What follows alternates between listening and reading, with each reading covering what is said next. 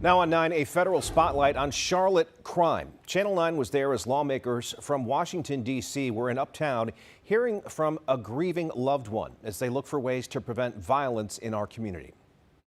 The faces may be different, the accents may be different, the city may look different, but the same story. We're mourning for innocent lives that have been lost. Hearing from families who've been shattered.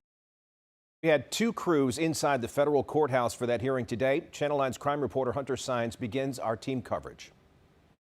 It was emotional at times inside the hearing here at the federal courthouse as many families of victims impacted by violent crime demanded change that came too late for many of them.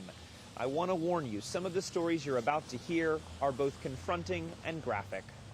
At the federal courthouse in Uptown on Monday, a room packed with politicians and grieving families, like Mia Olderman, the grandmother of Mary Collins. She was bludgeoned in the head. She was stabbed over 130 times. Mary was then bled out in a bathtub. It happened in 2020. Police found Mary's body wrapped in plastic and stuffed in a mattress inside a NoDa apartment. Her grandmother has been fighting for justice and accountability ever since. 5 years later, and 3 of the people charged in the case still have not gone to trial. 5 years is not justice.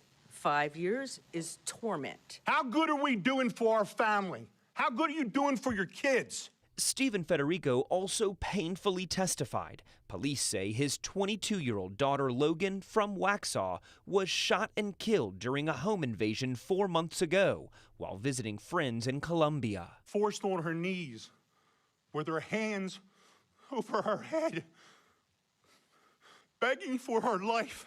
Alexander Dickey was charged with the crime. Who was arrested 39 goddamn times, 25 felonies, was on the street. Both grieving families pleading with lawmakers to change policies to keep repeat offenders behind bars and not to give bonds of any type to those accused of violent crimes. It is clear several fixes are needed system-wide, and lawmakers are promising change. Outside the federal courthouse, Hunter Sines, Channel 9 Eyewitness News.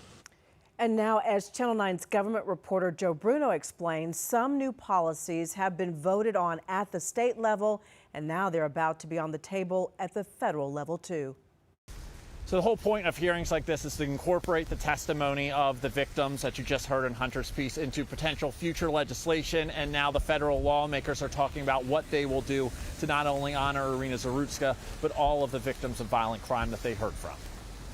There's nothing we can do except to make sure that her life has meaning. Congressman Jefferson Van Drew acknowledged there's nothing anybody in the room could do to bring back Irina Zarutska, Mary Collins, Logan Federico, or any of the victims. But he says field hearings like Monday's on violent crime are important so lawmakers can try to make sure what happened to them doesn't happen again. We can't live like this.